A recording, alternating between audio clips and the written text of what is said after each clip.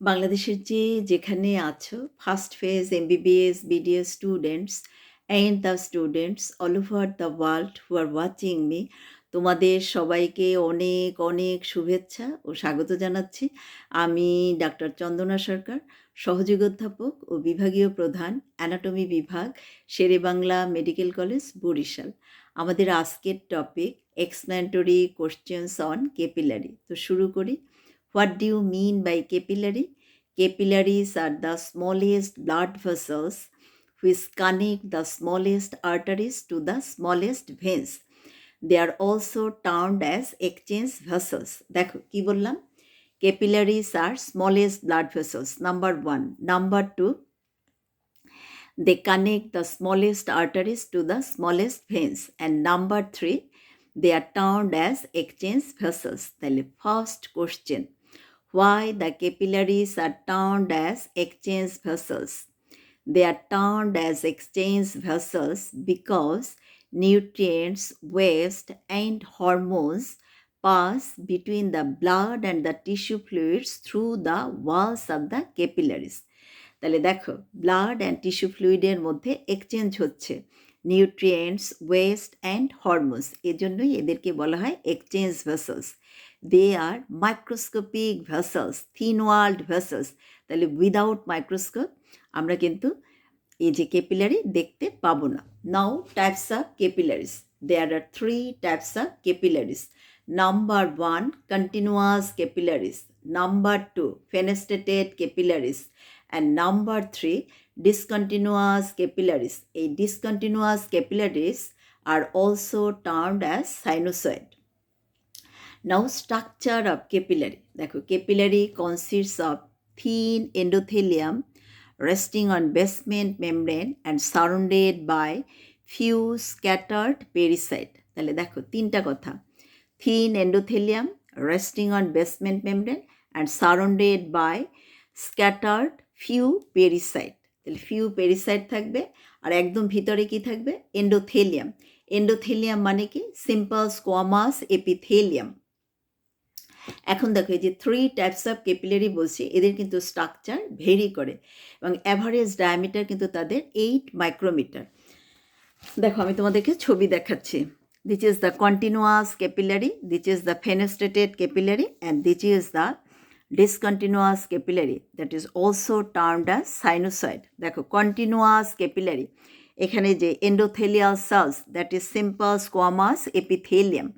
দেখো, cells are connected with each other by junctional complexes. We know junctional complexes কি কি আছে?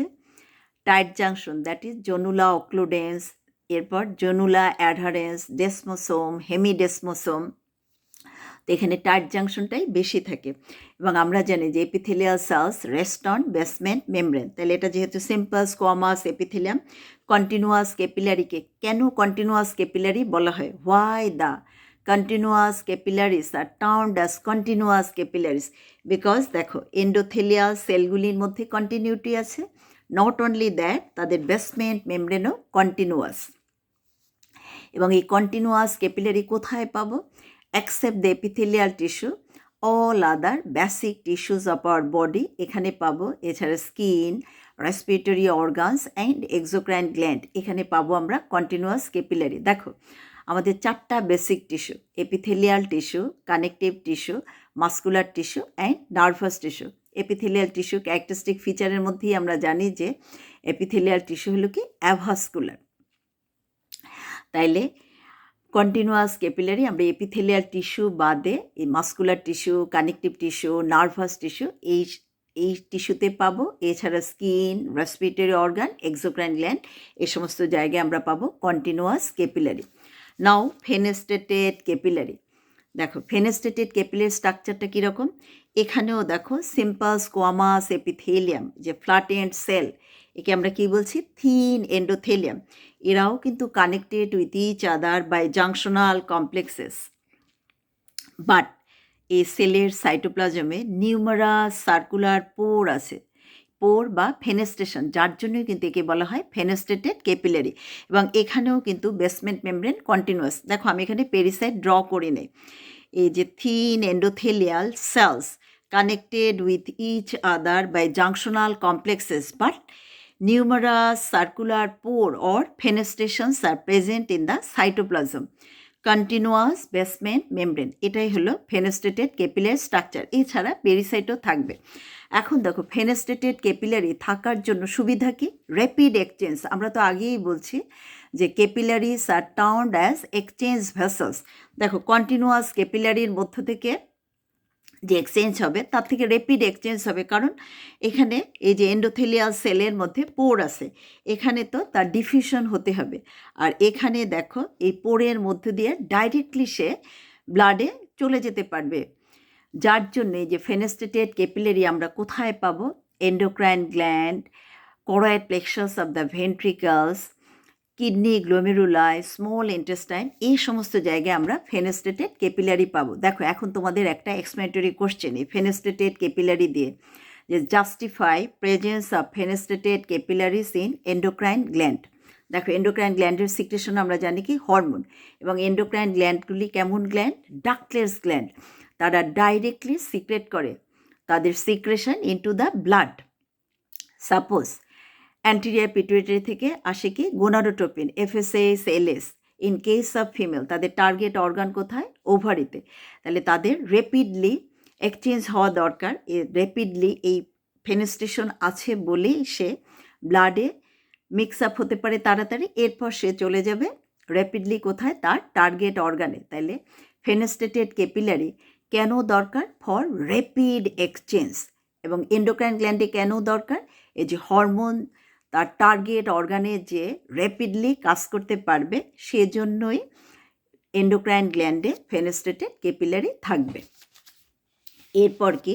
Discontinuous capillary, also termed as sinusoid. দেখো এখানে structure, এই যে থিন এন্ডোথেলিয়াম, বাট এদের সাথে তার ডিফারেন্সটা কি? দেখো endothelial cells are not connected with each other. দেখো large gap between the endothelial cells, they are not connected with each other. এছাড়াও তাদের সাইটোপ্লাজমে জাস্ট লাইক ফেনেস্টেটেড ক্যাপিলারি, এখানেও কিন্তু নিউমারাস সার্কুলার পোর আছে। এরপর দেখো basal lamina or basement membrane discontinuous, অনেক সময় অ্যাবসেন্টও থাকে।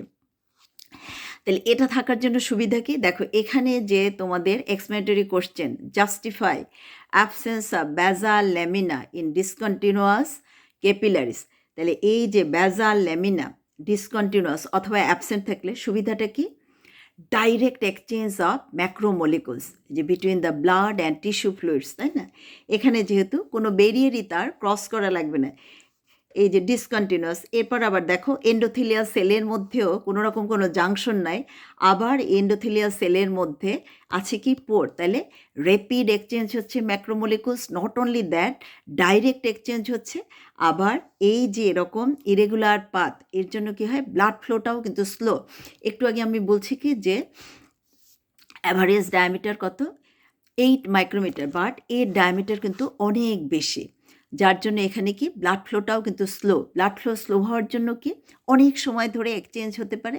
তাহলে এই যে অ্যাবসেন্ট অফ ব্যাজাল লেমিনা, এই যে ডিসকন্টিনিউয়াস ক্যাপিলারিতে, তাহলে আমাদের সুবিধাটা কি? ডাইরেক্ট এক্সচেঞ্জ হচ্ছে, ম্যাক্সিমাল এক্সচেঞ্জ হচ্ছে ম্যাক্রোমলিকুলসের। So this is all about explanatory questions on capillaries. তোমাদের যদি ভালো লেগে থাকে তোমরা লাইক, শেয়ার, কমেন্ট করো, আমার চ্যানেলটা সাবস্ক্রাইব করো। আর এটা ভালো করে পড়ার জন্য আমার একটা বই আছে, explanatory questions and radiological anatomy, বইটা তোমরা কালেক্ট করে নিও। বইয়ের জন্য তোমরা আমার সাথে কমিউনিকেট করবে। আমার সেল নাম্বার 0171295165। তোমাদের সাথে আবারও কথা হবে অন্য কোনো টপিক নিয়ে। সে পর্যন্ত তোমরা সবাই ভালো থেকো, সুস্থ থেকো। তোমাদের সবাইকে অনেক অনেক ধন্যবাদ।